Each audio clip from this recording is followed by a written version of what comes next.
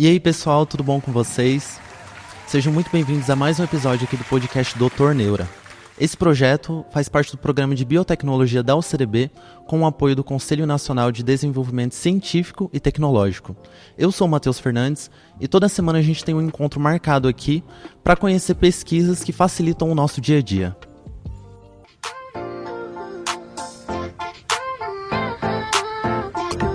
Com o caderno na mão fui pra minha sala estudar. A aula tava meio chata e decidi tomar um ar. Mas não é porque eu sei que eu deixo de entender o assunto. Porque eu sou podcast e aprendo mais sobre esse mundo. Dr. Neura Podcast. Deixa de neuro e vem assistir o podcast. Dr. Neura Podcast. Deixa de neuro e vem. Esse podcast é para você que curte ciência. Aqui a gente traz diversos pesquisadores das mais diversas áreas da ciência para conversar um pouquinho sobre a pesquisa e como que ela é aplicada no nosso cotidiano. Quem a gente trouxe hoje também tem muito a ver com esse assunto. Seja muito bem-vindo, professor, pesquisador Ludovico Migliolo. Obrigado pelo convite, muito legal. Espero que a gente troque uma ideia bem legal dentro da minha área. E, Matheus, quando puder, pode chamar que eu estou à disposição. Conta um pouquinho da sua experiência com a pesquisa, como que o senhor entrou nesse mundo. Ixi, isso já faz um tempinho atrás, tá? Sou do interior de São Paulo, então Piracicaba. Lá eu vivi até os 14 anos, quando meus pais se mudaram para o Rio Grande do Norte. Como todo mundo sabe, o Rio Grande do Norte, uma cidade turística. Meu pai trabalhava com a parte de turismo e eu fui crescendo próximo do oceano, da praia. E vivendo e amadurecendo muito próximo da natureza.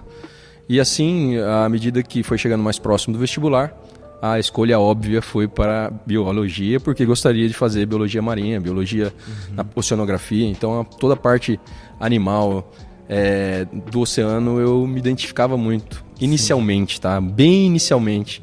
Porque também era um momento da biologia daquela universidade que eu vim passar no vestibular e começar a cursar, que foi a Universidade Federal do Rio Grande do Norte. Então, como o momento ali, todos os meus amigos gostavam de biologia marinha, eu também comecei a olhar, já tinha uma vivência na praia, eu comecei a olhar a praia de uma forma mais... como também uma ferramenta de trabalho, um lugar que eu pudesse ganhar dinheiro. E aí, eu fiz 5 anos de ciências biológicas, depois mais um de licenciatura, fiz bacharel, depois licenciatura, e nessa mesma universidade eu escolhi a fazer mestrado em bioquímica. E aí eu comecei a me encontrar dentro da ciência quando eu me deparei com laboratórios, né? E vi que eu gostava muito mais do ar-condicionado e ficar sentado fazendo os experimentos do que realmente ficar tomando sol, procurando animal, olhando, vendo... Na praia, no mar, exatamente, né? Vendo o comportamento animal. Sim. E aí foi uma mudança muito drástica, porque daí ainda tentei, e hoje ainda eu faço muito isso, eu tentei correlacionar o animal ao laboratório. Então eu comecei a procurar algumas coisas que eu pudesse trazer para dentro do laboratório e dentro desse ambiente natural. Inicialmente, o meu mestrado foi feito com plantas, e aí eu saí um pouco do mar, mas dentro de plantas eu procurava moléculas que tivessem a capacidade de inibir alguns compostos, enzimas, né, no caso. Como assim então, inibir esses compostos? As plantas, elas não têm um mecanismo de defesa de correr, por exemplo. A gente sabe, elas estão enraizadas, ela não consegue correr. Falar, oh meu Deus, está vindo um predador. Não dá. Então ela tem que desenvolver um arsenal, moléculas que defendam ela de predadores. Caso venha algum inseto predá-la, ou seja planta, ou seja semente, ou seja folha, seja semente, ela precisa ter moléculas ali que a hora que o animal morde aquela semente, ou morde aquela folha, ele se intoxique. Ele fala, opa, ali não dá, ali dá, ali não dá. Então, com a evolução, né, da parte de pecuária, da parte de agronomia, voltado para a domesticação das espécies de soja, de feijão, de arroz, os animais viram aquelas plantas como um banquete. Sim. E elas não têm muita proteção natural. Então, o meu papel era buscar na natureza moléculas que impedissem que essas pragas atacassem as nossas plantações que são economicamente rentáveis. Desde que o senhor começou na carreira acadêmica, escolheu ser um pesquisador, o que foi que a ciência te proporcionou de melhor? Assim? Legal essa pergunta. Porque quando a gente fala em cientista, a gente pensa no cara que é maluco, é louco e fica lá bitolado dentro do laboratório procurando uma solução para alguma coisa e fica correndo atrás. E muitas vezes esse correr atrás de uma solução, resolver alguma coisa, vai te proporcionar levar você para diversos lugares. Eu tive a possibilidade de conhecer diversos países com a ciência.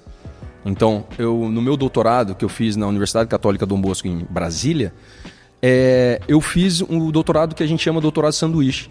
Sim. Que é uma modalidade dentro do CNPq que te proporciona viajar para um país que o teu orientador tem uma colaboração. Então, o que a gente fez? Ele me deu uma cartela de países, eu escolhi um e foi, adivinha qual? O que tivesse praia e o mais longe daqui. Então eu escolhi a Austrália. A Austrália foi um momento mágico na minha vida, eu falo isso para todo mundo. Passei lá quase um ano e é um lugar que qualquer um tiver a oportunidade de ir, deve ir. É um lugar fabuloso. Então foi lá que eu desenvolvi boa parte e cresci profissionalmente, né? Tanto culturalmente, que eu aprendi muita coisa. É uma experiência muito rica, né? Exatamente. Ir lá para desenvolver a pesquisa. Sim, principalmente o inglês, você tenta, que é uma língua que a gente, aqui no Brasil, é só para uma classe muito elevada, né? Então a gente consegue treinar o inglês, consegue fazer com que a gente conheça outras culturas, Passei o Natal lá, filho. Os caras comem ervilha na ceia, eu ficava louco. Aqui a gente come um monte de coisas, os caras só comiam ervilha, não tinha arroz, feijão nunca vi. Então é uma maluquice, mas em compensação você via umas paisagens que são fabulosas, as coisas malucas. Aquilo é uma ilha paradisíaca. Sim. E assim, eles têm um desenvolvimento tecnológico muito forte. Equipamentos que no Brasil devem ter... no Brasil, eu estou falando, devem ter, vamos lá, 10 equipamentos do tipo que eu vou falar, que é uma ressonância magnética. Só no departamento que eu estava tinham 10. Então, só para vocês terem uma relação das coisas. Só em um departamento de uma cidade. Eu fiquei lá em Brisbane, na Universidade de Queensland. Então, foi um momento muito legal, orientado supervisionado, né, pelo professor David Craig, um cara que tem ele já foi indicado para Nobel, então é um cara muito renomado, então um cara muito legal. Que da hora. Foi muito emocionante essa viagem lá e muito enriquecedora, tanto do lado profissional como do pessoal. Muito massa, professor. Legal. Eu vi que o senhor tem experiência em bioquímica, biofísica e bioinformática. Bioinformática. Eu queria saber como que essas 3 áreas cooperam entre si. Então, a bioquímica... quando eu falo em bioquímica, a gente está falando em macromoléculas orgânicas. Quais são elas? Proteínas, lipídios, carboidratos, ácidos nucleicos. Mas daí eu me especializei dentro dessas em proteínas. Todo tipo de proteína que tivesse alguma bioatividade, eu comecei a explorar ela de alguma forma. Então eu comecei a entender aquela estrutura daqueles aminoácidos, daquela proteína que vai se formando. E aí vem a biofísica logo em seguida, porque a bioquímica e a biofísica elas andam muito lado a lado. Porque para você entender o ângulo de torção molecular de um aminoácido, você tem que entender um pouco de física, das características que a gente chama físico-químicas de uma molécula. Então, o que seriam essas características físico-químicas? São então essa daqui formato dela. O formato. Por que ela tem esse formato? Porque ela tem mais ou menos carga elétrica. Então a gente vai trabalhando esse tipo de ideias. Então as duas vão cooperando uma com a outra. Vai cooperando. Nessa análise, né? Exatamente. E a bioinformática vem para mostrar para o público o que a gente não vê. Porque a bioinformática estrutural que eu me especializei, eu consigo pegar a sequência de aminoácidos que a gente descobre por diversas metodologias e transformá-la em uma molécula tridimensional. A gente consegue ver o arranjo espacial dela dentro do computador. Você consegue mexer nessa molécula. Sim. E a partir daí, você consegue mexer de tal forma que você pode transformar ela em um biofármaco. Sim. E foi baseado toda essa expertise que eu adquiri durante esses anos, foi que eu entrei na parte de desenvolvimento de fármacos, que até hoje eu trabalho. E aí eu trouxe também os animais, né? Eu trago as toxinas dos animais, e aí eu tô juntando tudo para ver no que dá lá na frente. Esse desenvolvimento de fármacos, o senhor quer dizer a sua startup? A startup ela tem essa pegada também, que vem um pouco da minha pesquisa que eu faço dentro da instituição. Hoje eu sou um professor pesquisador de produtividade no CNPq, então eu trago essa expertise que eu venho acumulando ao longo do tempo, que é voltado para proteínas bioativas e que venho de algum lugar. E esse lugar que eu escolhi foram as toxinas. Sim. Porque a gente está no Pantanal, né? Quando eu cheguei aqui, eu falei, cara, o que eu vou procurar aqui? Qual tipo de molécula proteica que eu vou trabalhar aqui? Eu tinha opção de planta, mas planta precisa de uma infraestrutura muito elaborada. É muito difícil ficar trabalhando com planta. Daí eu falei, mas tem serpente ali no biotério. Legal, então vamos lá. Então o biotério me forneceu o início da minha história aqui, muito legal, porque me oferecia toxina, veneno, conseguimos extrair purificar algumas moléculas e começamos a ver algumas atividades legais. Que legal. O Felipe, quando veio aqui, ele falou que vocês estudavam também as aranhas, os venenos. As aranhas, escorpiões, os sapos. Então, tudo, filho. Tudo que tiver um veneno, se a sogra tiver, a gente traz aqui, a gente conversa com ela também e tenta extrair de alguma forma. Que massa. É isso aí. Professor, a gente tem algumas perguntas aqui do nosso público. Tá, legal.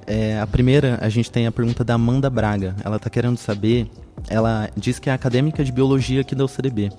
Ela quer saber como que a biotecnologia tem mudado a forma que a gente entende a biologia como um todo. Então, a biotecnologia é uma área muito ampla. Ela é a mãe de todos, vamos dizer assim. É como se fosse a biologia, a biotecnologia está dentro da biologia, mas a biotecnologia, como eu falo para meus alunos, olhem a palavra. Tem bio e tem tecnologia, técnico e tem logia. Então a gente tem bio de vida, técnico de processos, procedimentos, metodologias e logia. Então a gente tem, que é o estudo de técnicas e metodologias dentro da vida. Sim. Então inclui bioquímica, biofísica, bioinformática, biologia molecular, biologia celular. Tudo está dentro da biotecnologia. E como eu auxilio hoje, é o meu lado biofísico, bioquímico e bioinformata. Então eu trago essas ideias de estrutura, de proteínas, de peptídeos, bioativos, né? Eu tenho que falar que é bioativos porque eles precisam ter uma atividade biológica. Não a atividade biológica que eu digo natural dele. Porque quando a gente fala, a serpente não gera, não tem aquele veneno para atacar uma bactéria. Sim. Ela tem aquele veneno para ela se proteger do predador ou atacar a presa. Então, a gente que está pegando aquelas moléculas e tentando levar para um fármaco. Daí a gente vai fazendo as modificações químicas e tentando fazer com que aquilo vire um biofármaco, que a gente vem chamando. É mais ou menos isso que eu uso as nossas áreas, bioquímica dentro da biotecnologia. Que legal. A segunda pergunta é da Giovana Nunes, de Dourados. Ela está querendo saber como que a biotecnologia também ajuda a gente a compreender melhor as doenças, como exemplo do câncer. Legal. Exemplo, já que eu estou falando um pouco de serpente, falando um pouco de toxina, eu vou dar um exemplo de um doutorado que a gente concluiu ano passado, 2021. 2021 a gente defendeu um doutorado, Breno. Ele trabalhou com o veneno, a peçonha da Botops mugine, que é uma serpente que tem no biotério e ela é muito encontrada aqui no Mato Grosso do Sul. Pantanal, né? Exatamente. Aí o que a gente faz? A gente conseguiu extrair uma molécula que é uma enzima, chamada fosfolipase. E essa enzima, ela tem a capacidade de degradar membrana de células cancerígenas em laboratório. Então a gente começou a visualizar que, dependendo da concentração, a gente conseguia fazer com que aquelas células cancerígenas em laboratório, não estou falando em experimentação humana, a gente conseguia ter um resultado legal, uma atividade, uma bioatividade em cima daquelas, e a gente conseguia eliminar algumas células cancerígenas. Isso foi um resultado muito promissor, assim, interessante para a gente e ao mesmo tempo promissor, porque a gente via um futuro e falava, caramba, aqui tem uma molécula da hora, vamos ver se isso daqui consegue virar alguma coisa.